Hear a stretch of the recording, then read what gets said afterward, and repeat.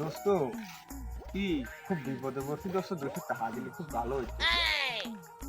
তাহলে দে আর কি করে, তাহলে টাকা কবে দিবেন রে? দেবো না দোস্ত, তুই একদিন আমি তো দিয়ে দেবো না। আসলে ধরো দোস্ত দোস্ত টাকা কবে দিবি নি? খালি ঘুমুই পাইলাম না। আর দোস্ত দেবো না, 2-1 দিন পর দিয়ে দেবো না। দোস্ত দোস্ত টাকাটা ঠিক মতো দিস, আমি খুব ঠেহা মানুষ হলি দোস্ত।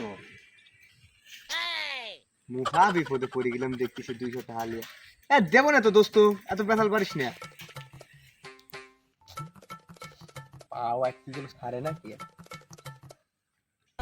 দোস্ত তাহলে টাকাটা কবে দিবি নি দোস্ত?